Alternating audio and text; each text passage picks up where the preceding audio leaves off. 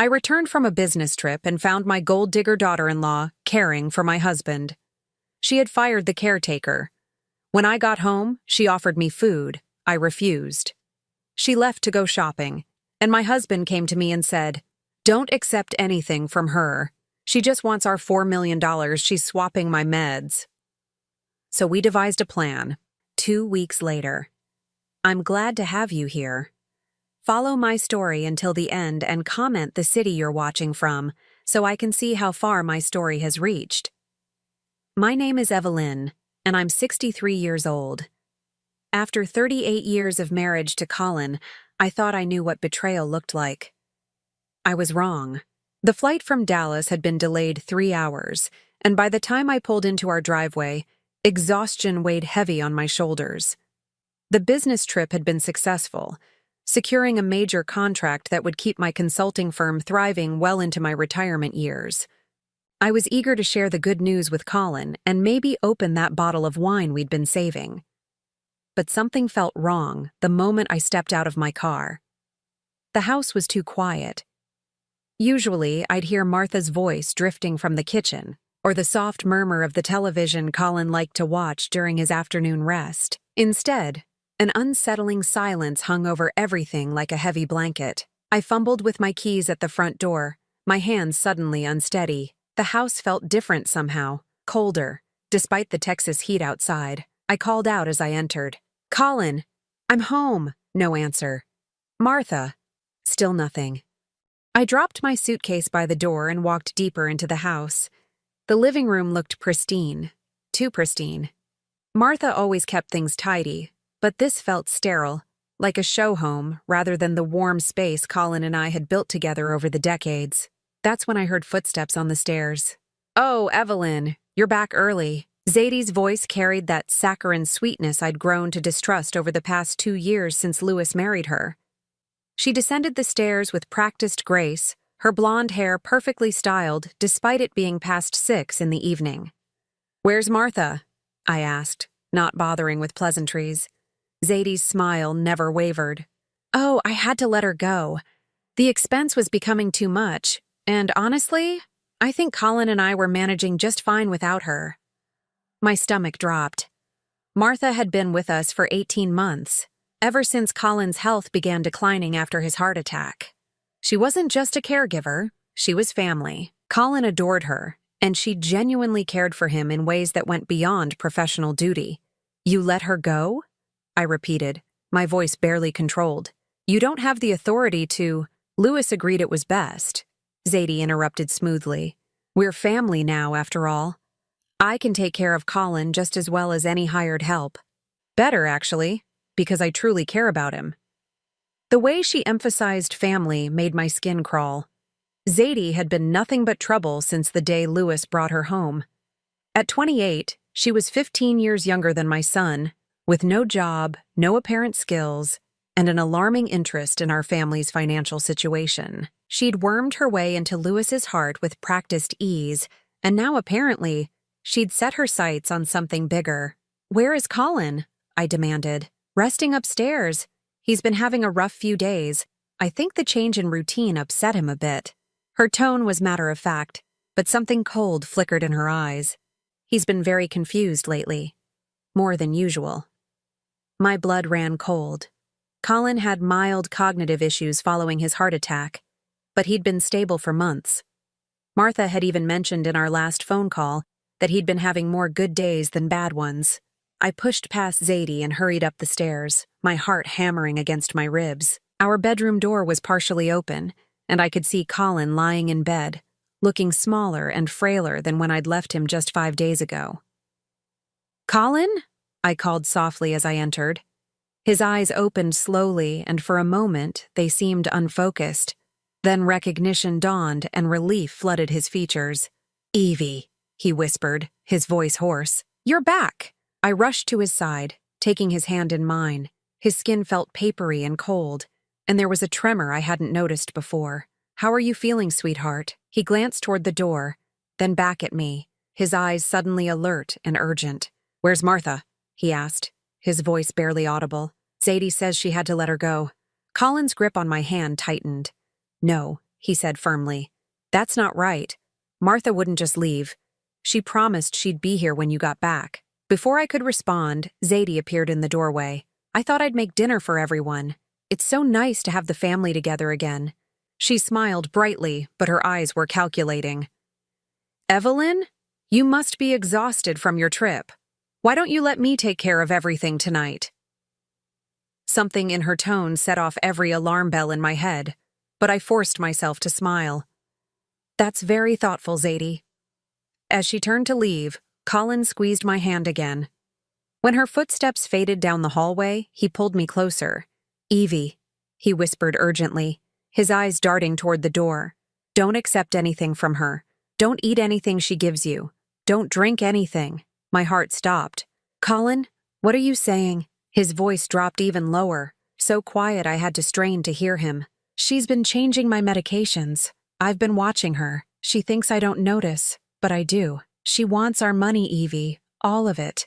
The $4 million we've saved. She's trying to make me worse. The room seemed to tilt around me. $4 million. Our entire life savings. The result of decades of hard work and careful investment. The money we'd planned to live on during our retirement. To travel. To enjoy our golden years together. Are you certain? I whispered back. Colin nodded grimly. She doesn't know I've been pretending to be more confused than I am. I've been watching her, Evie. She's dangerous. Just then, Zadie's voice drifted up from downstairs. Dinner will be ready in 20 minutes. Colin's eyes locked with mine, and I saw a fear there that chilled me to the bone. My husband, the man who'd faced down business rivals and life's challenges with unwavering strength, was terrified. And if Zadie was really doing what Colin suspected, we were both in more danger than I'd ever imagined. The next morning, I woke before dawn with Colin's warning echoing in my mind. Don't accept anything from her. The words had haunted my dreams, transforming into a nightmare where I watched helplessly as everything I'd built crumbled around me. Colin was still sleeping, his breathing shallow but steady. In the early morning light, I could see how much weight he'd lost in just the 5 days I'd been gone. His cheekbones were more prominent, and there were dark circles under his eyes that hadn't been there before. I slipped out of bed quietly and made my way downstairs. The house still felt wrong, like a stage set designed to look like my home, but missing all the warmth and life that made it ours. I started a pot of coffee, needing the familiar routine to ground myself. You're up early? Zadie's voice startled me. I turned to find her standing in the kitchen doorway, already dressed and perfectly put together despite the early hour. I was going to make breakfast for everyone. That's not necessary, I said carefully. I can manage. She moved into the kitchen with the confidence of someone who belonged there, opening cabinets and refrigerator as if she owned them. Nonsense. You're still tired from your trip. Besides, Colin has been eating so poorly lately. I've been trying to encourage him to keep his strength up. My stomach clenched. What has he been eating? Oh, you know how he is. Very particular about his food. I've been making his favorites. Oatmeal in the morning, soup for lunch. Simple things his stomach can handle. She pulled out ingredients with practiced efficiency. He seems to enjoy the oatmeal especially. I add honey just the way he likes it. I watched her movements, looking for anything suspicious, but she appeared completely natural. Too natural, perhaps. As if she'd rehearsed this performance.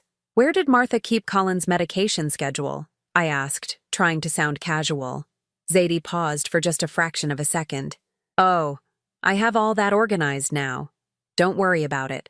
I've been very careful to follow all the doctor's instructions. I'd like to see it. Of course. Her smile never wavered. It's upstairs in my room. I can show you later. My room. She was staying in our house, in our guest room, treating it like she belonged here permanently.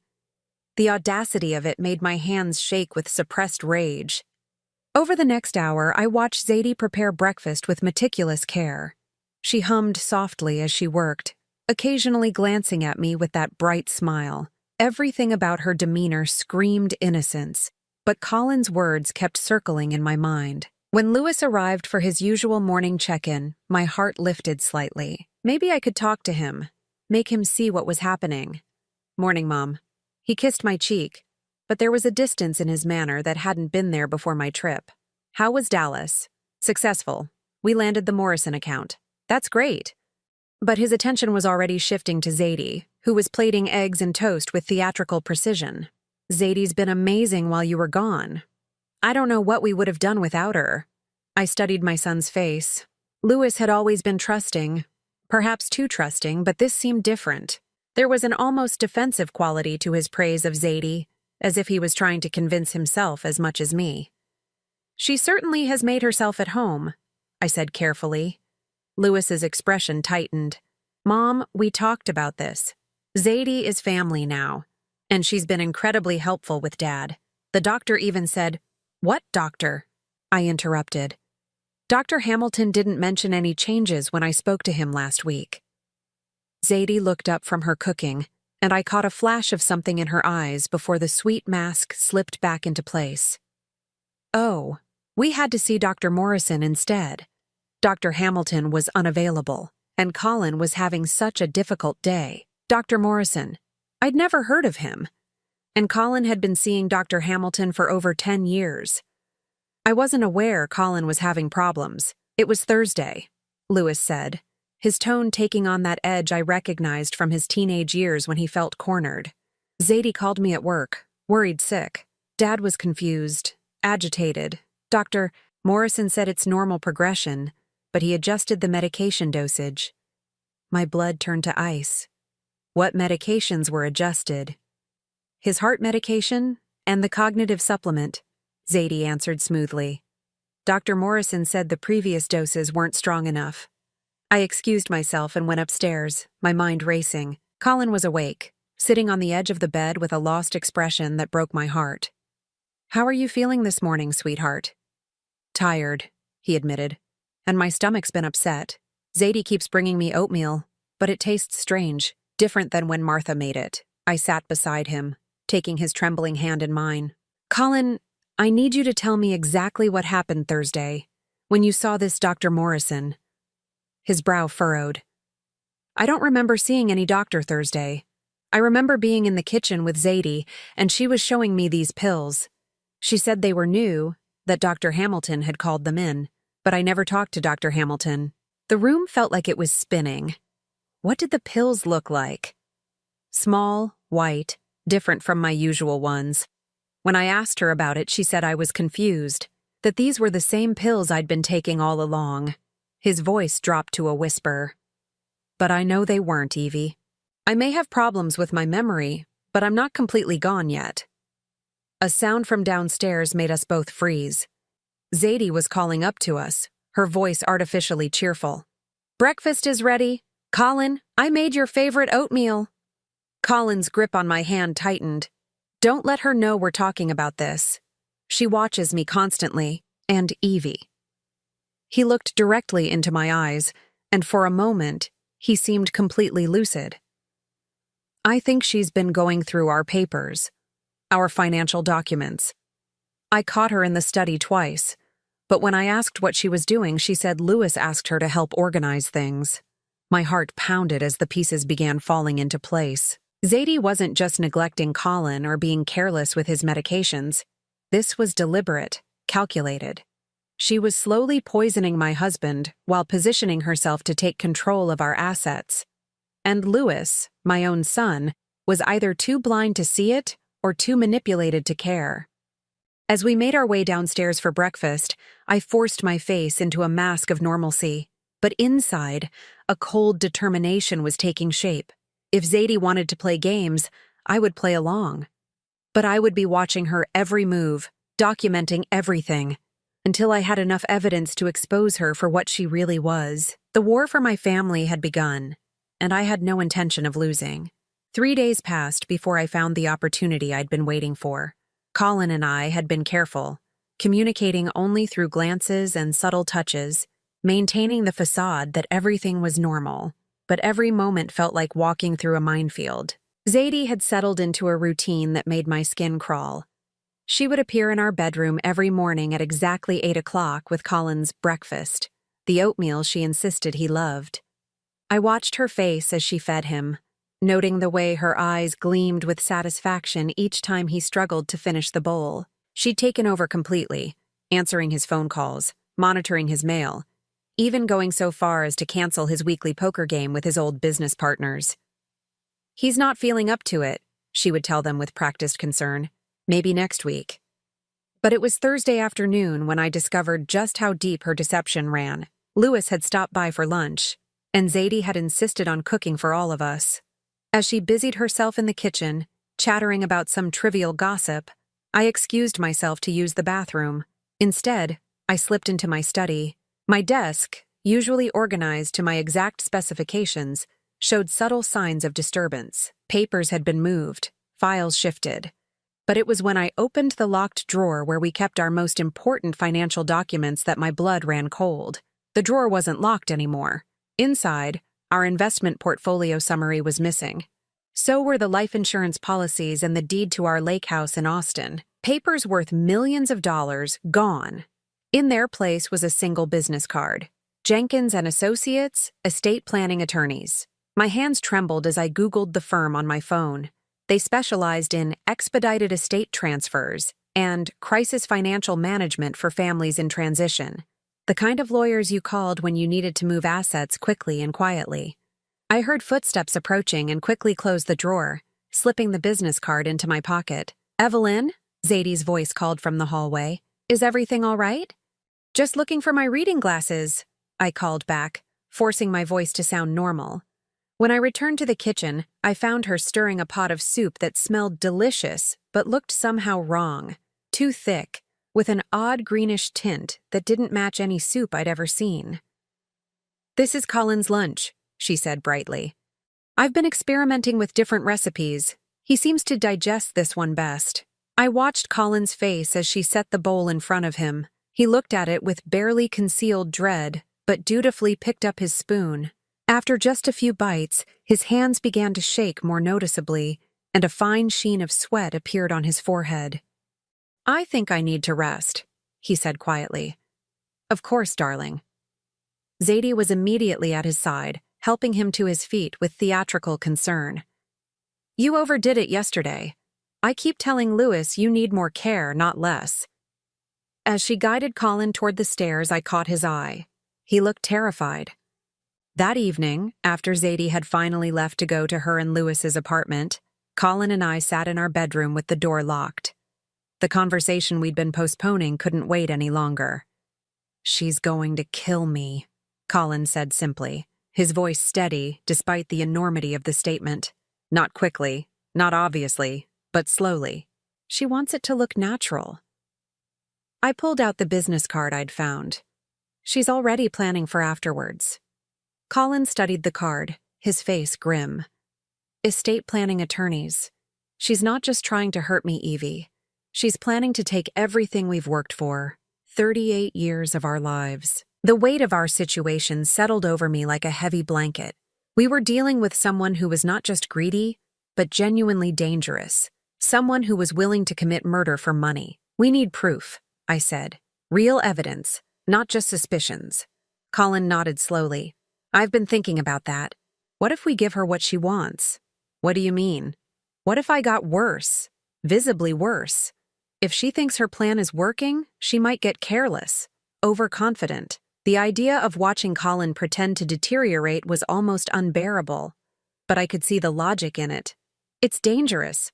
What if she decides to speed things up? Then we'll be ready for her. Colin's eyes had a steel I hadn't seen since his business days.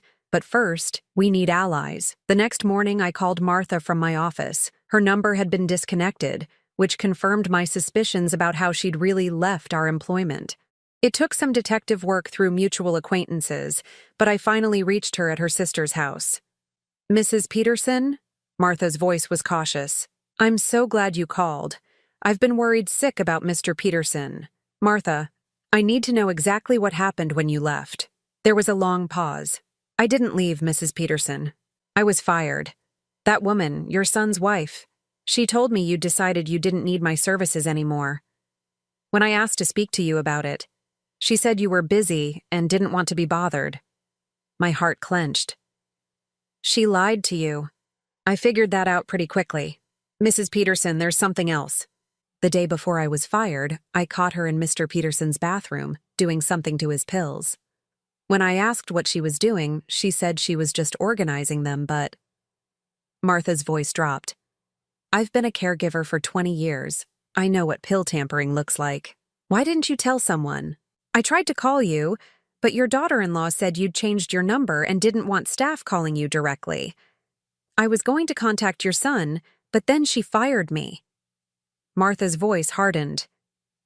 Mrs. Peterson, I think she's trying to hurt him. That night, Colin and I finalized our plan. It was risky, potentially dangerous, but it was the only way to expose Zadie before she succeeded in whatever she was planning. Colin would begin showing signs of rapid deterioration. We would make it seem like her treatments were working better than expected. Meanwhile, I would install hidden cameras in key areas of the house and document everything she did. If this goes wrong, Colin said, holding my hand in the darkness of our bedroom, if something happens to me, nothing will happen to you, I interrupted. I won't let it. But even as I said the words, I knew we were stepping into territory from which there might be no return. Zadie had already shown she was willing to go to extreme lengths for money. If she suspected we were onto her, there was no telling how desperate she might become. The next morning, Colin began his performance. At breakfast, he knocked over his coffee cup and stared at the spill with confusion. When Zadie asked if he was all right, he looked at her blankly for several seconds before recognition dawned. Sorry, he mumbled. I don't know what came over me. I saw the flash of satisfaction in Zadie's eyes before she masked it with concern. Oh, Colin, maybe we should call Dr. Morrison. No doctors, Colin said quickly, playing his part perfectly. I just need rest. As I watched Zadie's face, I saw something that chilled me to the bone. She wasn't just satisfied with Colin's apparent decline. She was excited by it.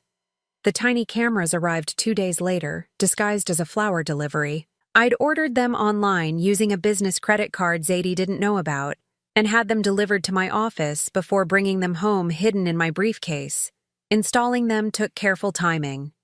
Zadie had established a routine where she went grocery shopping every Tuesday and Thursday afternoon, leaving Colin alone for exactly 90 minutes each time. She claimed it was because he needed his rest, but I suspected she was meeting with someone during those absences.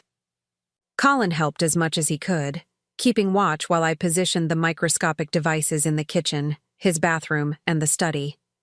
The cameras were so small they looked like decorative buttons or tiny screws, invisible unless you knew exactly where to look. Are you sure this will work? Colin asked, his voice barely a whisper as I adjusted the final camera in his medicine cabinet.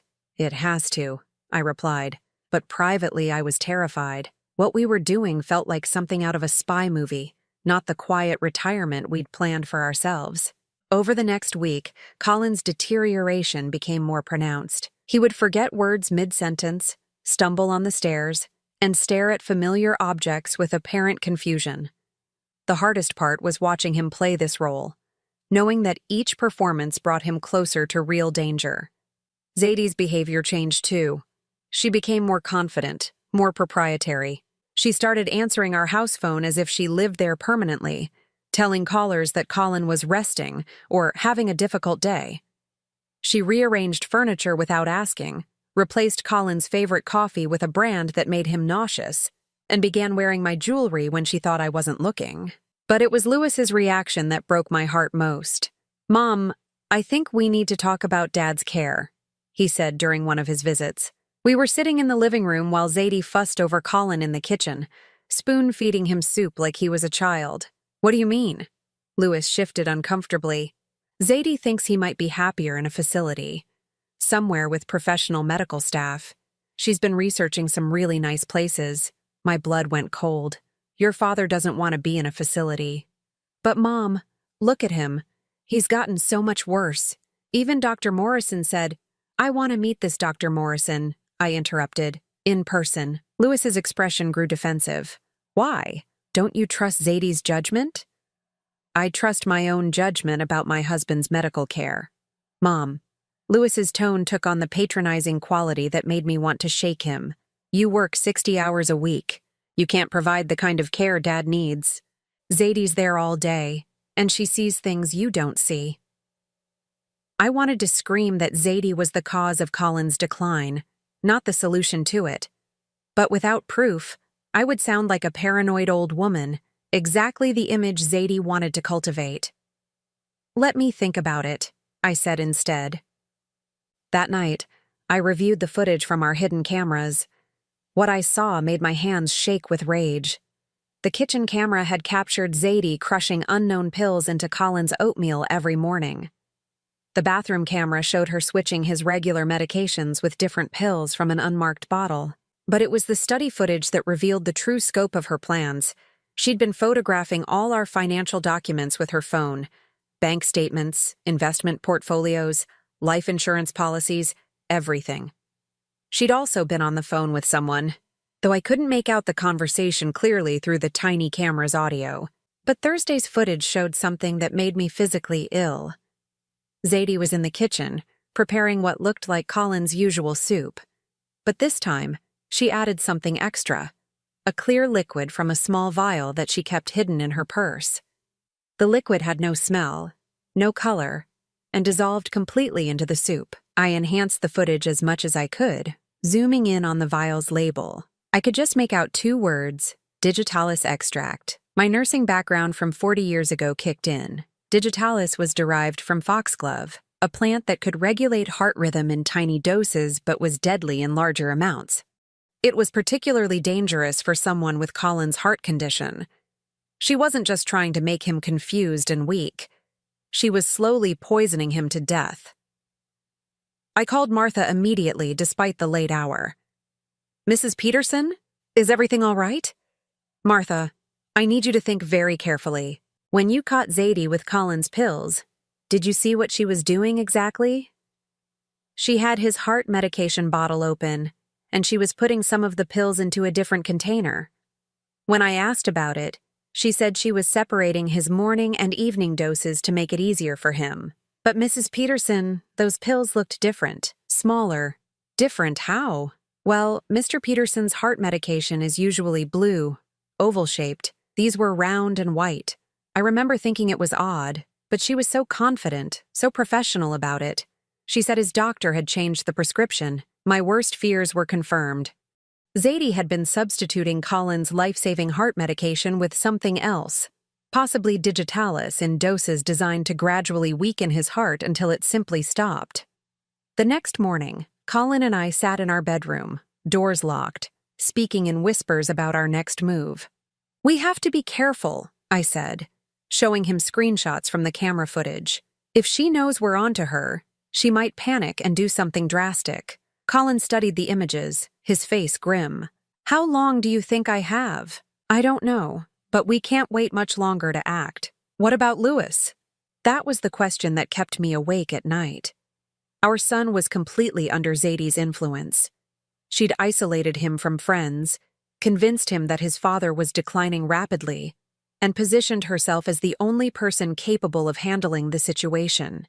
Any attempt to expose her would likely be met with denial and accusations that I was the one who wasn't thinking clearly. "We need irrefutable proof," I said, "something so clear that even Louis can't ignore it." That's when Colin had an idea that was both brilliant and terrifying. "What if we let her think she's succeeded?" he said slowly. "What if I have a heart episode, a fake one, and we see what she does?" The idea of Colin pretending to have a heart attack made me nauseous, but I could see the logic. If Zadie was really trying to kill him, her reaction to a cardiac event would reveal her true intentions. A caring daughter-in-law would call 911 immediately. Someone trying to commit murder might hesitate, or even try to prevent him from getting help. "It's too dangerous," I said. "Living like this is too dangerous," Colin replied. "Every day I pretend to eat her food, every pill she gives me. Every moment I spend alone with her, it's all dangerous. At least this way, we control the situation." We spent the rest of the morning planning every detail. I would be out running errands when Colin's episode occurred. He would make sure Zadie was the only witness. We would have a hidden camera recording everything, and I would return within minutes of his collapse. The plan was set for the following Tuesday, during one of my usual grocery runs. As I kissed Colin goodbye that morning, Neither of us knowing if it would be for the last time, I whispered, "I love you." "I love you too, Evie. And when this is over, we're going to have a very different conversation with our son." I drove to the grocery store with my heart pounding, checking my phone obsessively. In exactly 30 minutes, Colin would put our plan into action. In 30 minutes, we would finally know the truth about the woman who had wormed her way into our family. What we discovered would be worse than either of us had imagined. I was standing in the cereal aisle of the grocery store when my phone rang. The caller ID showed our home number, and my heart immediately began racing. This was it. Colin was putting our plan into motion. "Hello?" I answered, trying to sound normal despite the adrenaline coursing through my veins. "Evelyn?" Zadie's voice was breathless, panicked. "You need to come home right now. Something's wrong with Colin." What happened? I gripped the phone tighter, abandoning my cart and hurrying toward the store exit. He just collapsed in the living room. He was sitting in his chair, and suddenly he started clutching his chest. "He's conscious, but he's very pale and sweating." Her voice caught in what sounded like genuine distress. "I don't know what to do. Did you call 911? There was a pause that lasted just a fraction too long. I wanted to call you first. I know how much you worry about him going to the hospital." My blood ran cold. No genuinely concerned person would hesitate to call for medical help during a heart episode. This was exactly what Colin and I had suspected would happen. "Call the ambulance now, Zadie. I'm on my way home." "Okay, yes, of course. I'll call them right now."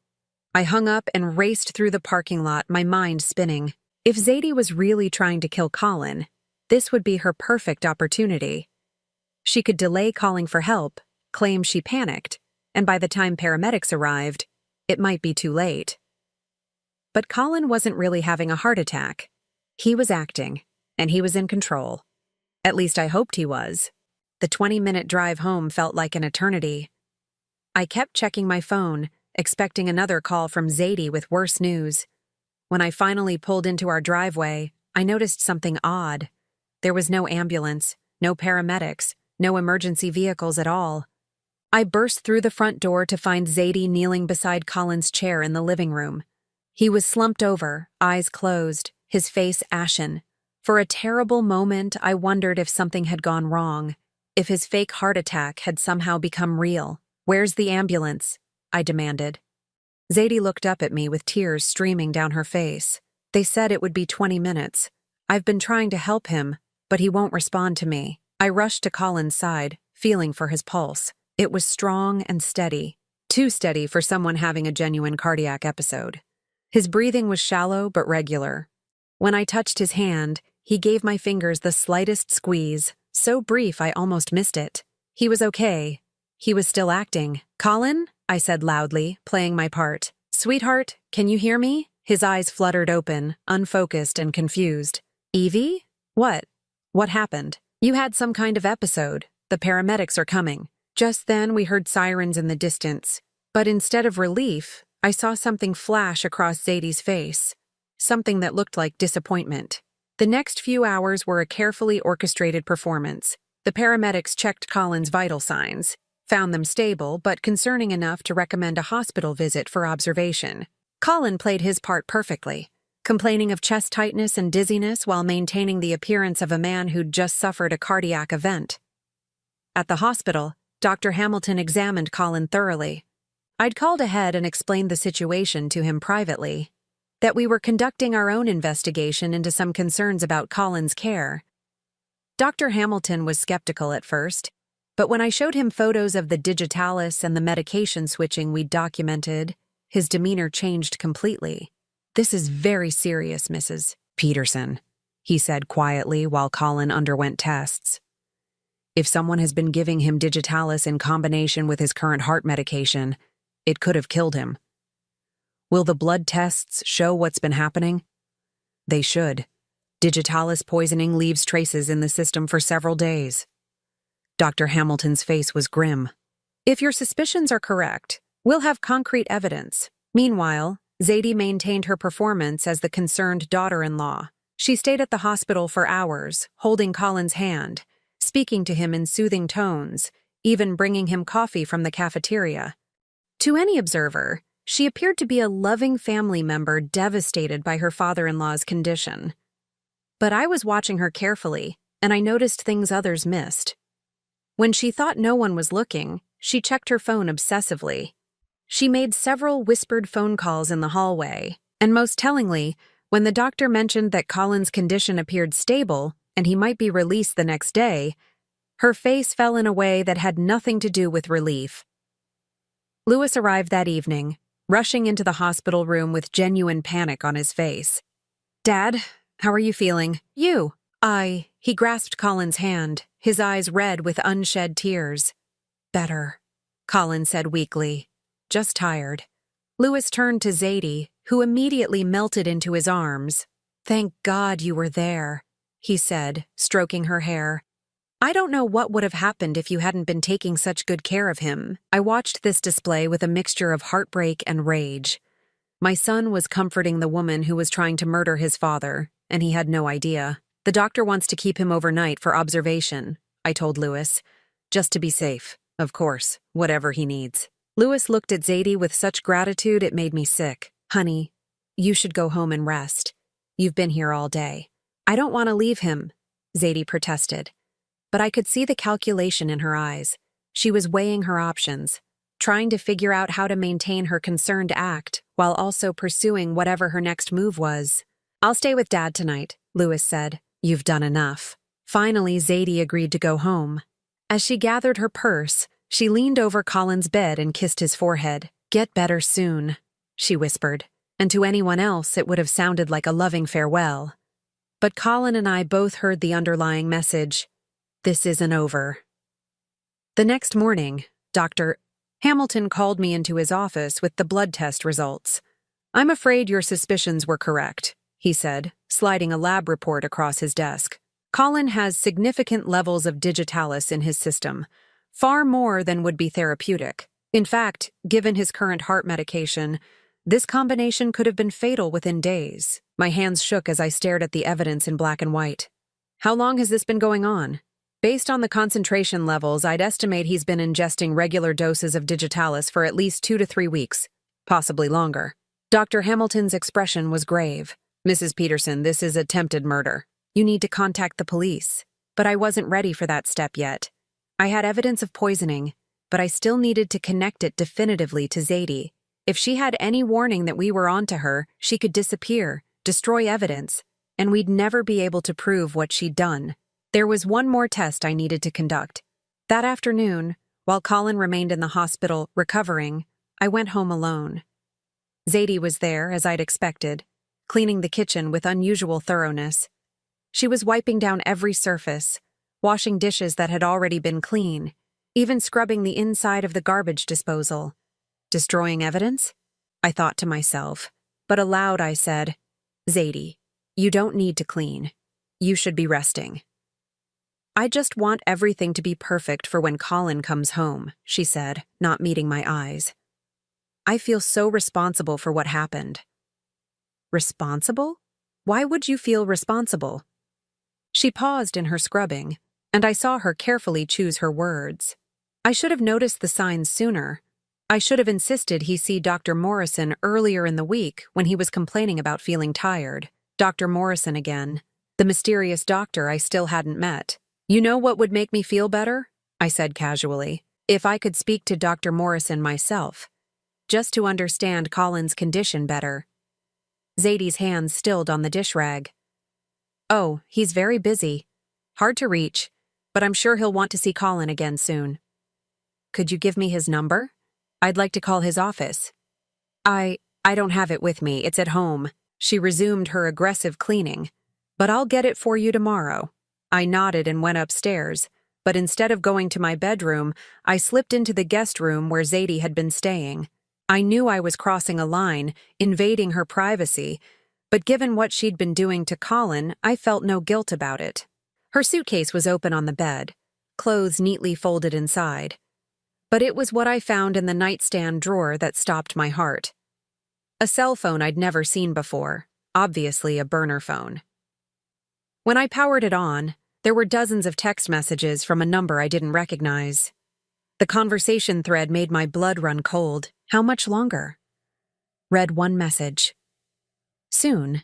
He's getting weaker. Maybe a week, was Zadie's response. Good. The buyer is getting impatient. $4 million is a lot to wait for. I know, but it has to look natural. The old woman is suspicious. Handle her if you have to. The final message was sent just hours ago. Problem? He's in hospital. Might have to accelerate timeline. My hands were shaking so badly I could barely hold the phone. Zadie wasn't working alone.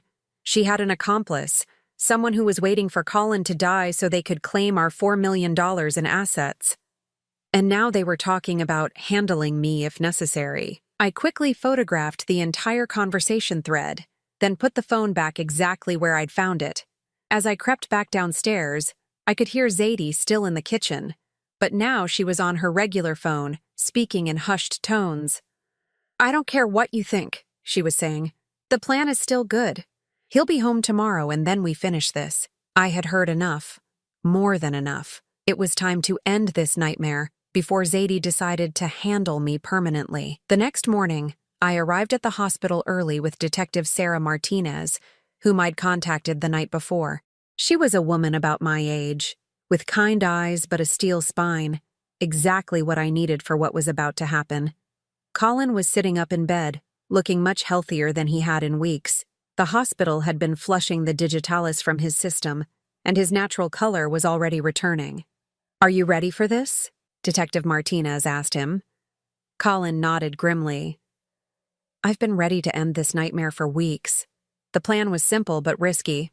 Colin would be discharged as scheduled, and we would return home where Zadie was waiting. Detective Martinez and her partner would be stationed outside, ready to move in the moment we gave them the signal. Meanwhile, I would wear a wire to record any incriminating conversation. But first, we needed Lewis to understand what was really happening.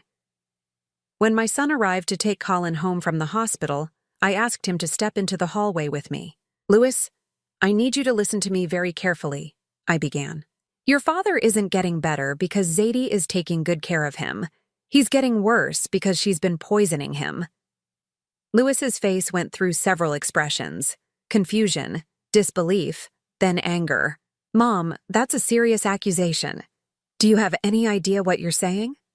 I handed him the lab report from Dr. Hamilton. Your father has been ingesting digitalis for weeks. It's been mixed into his food and substituted for his regular medications. If we hadn't figured it out when we did, he would be dead within days. Lewis stared at the paper, his face pale. This could be a mistake. Lab errors happen. It's not a mistake. I showed him screenshots from the hidden camera footage and photos of the text messages I'd found. Lewis, she has a partner. They're planning to steal our entire savings after your father dies. For several minutes, Lewis said nothing. He just stood there, absorbing the evidence, his world crumbling around him. When he finally spoke, his voice was hollow. How long have you known? We started suspecting something the day I came back from Dallas, but we needed proof before we could act. Why didn't you tell me? The question I'd been dreading. Because she had convinced you that we were the problem. Every time we tried to express concerns, you defended her. We were afraid you wouldn't believe us. Lewis closed his eyes, leaning against the hospital wall. God, what have I done? I brought her into our family. I gave her access to everything. This isn't your fault, I said firmly. She's a professional manipulator. She knew exactly how to play on your emotions. When we arrived home, Zadie was waiting with what appeared to be a homecoming celebration. She'd cooked Colin's favorite meal, decorated the dining room with flowers, and even bought a welcome home banner. The irony was almost too much to bear. She was celebrating the return of the man she'd been trying to murder. Colin, you look so much better, she gushed, helping him to his favorite chair. I was so worried about you. Lewis watched this performance with new eyes, and I could see the disgust growing on his face. But he played his part, acting as if nothing had changed. Zadie's been taking such good care of everything while you were gone, he told Colin. I don't know what we would have done without her. She certainly has been. attentive, Colin replied, meeting my eyes briefly. Over the next hour, I watched Zadie's behavior with the knowledge of what she really was. Every gesture of concern was calculated. Every loving touch was performance. When she brought Colin his afternoon medication, I had to grip the arms of my chair to keep from screaming. "Dr. Morrison called while you were at the hospital," Zadie said, handing Colin 2 white pills. "He wants you to start taking these new supplements to help with your recovery." Colin looked at the pills, then at me. This was it, the moment we'd been waiting for. "What kind of supplements?" Colin asked. "Heart strengtheners," Zadie said smoothly, "to prevent another episode like yesterday." "I think I'll wait until I can speak to Dr. Hamilton about any new medications," Colin said, setting the pills aside. I saw something flash in Zadie's eyes. Frustration, anger, calculation. "Colin, Dr. Morrison is a specialist. He knows what's best for your condition." "Then I'd like to meet him," I interjected. "Maybe we could all go to his office together." Zadie's mask slipped just slightly. "He's very busy. Hard to get appointments with." "What's his full name again?" Lewis asked suddenly. "I'd like to look him up online." The question caught Zadie off guard. She stammered for a moment before saying, "Dr. Morrison. James Morrison. He's at the cardiac clinic downtown." Lewis was already pulling out his phone. "Funny, I don't see any Dr. James Morrison listed at any cardiac clinics in the city." The room fell silent, except for the sound of Lewis's fingers tapping on his phone screen. Zadie's face had gone pale, and I could see her mind racing, trying to come up with an explanation. "Maybe he's new," she said weakly. "Or maybe he doesn't exist," Lewis said, his voice cold, just like Zadie's concern for my father. The mask came off completely then. Zadie's sweet expression vanished, replaced by something hard and calculating. She looked from Lewis to Colin to me, weighing her options. "I don't know what you people think you're playing at," she said, her voice completely different now, harder, cruder. "But you're making a big mistake." "The only mistake was trusting you," Lewis replied. Zadie laughed, but there was no humor in it. "You really think you're clever, don't you? Setting up your little trap, but you have no idea what you're dealing with." She reached into her purse, and for a terrifying moment, I thought she might have a weapon. Instead, she pulled out the burner phone I'd photographed the day before. "Marcus," she said into the phone, "we have a problem. They know." That was our signal. I pressed the panic button Detective Martinez had given me, and within seconds, we heard car doors slamming outside. Zadie's eyes went wide as she realized she'd been trapped. "You set me up," she snarled. "No," Colin said, standing up with more strength than he'd shown in weeks. "We exposed you." The front door opened, and Detective Martinez entered with 2 other officers. "Zadie Williams, you're under arrest for attempted murder and conspiracy to commit fraud." As the handcuffs clicked around Zadie's wrists, she turned to Lewis with venom in her eyes. "You're all going to regret this. Marcus won't let this go.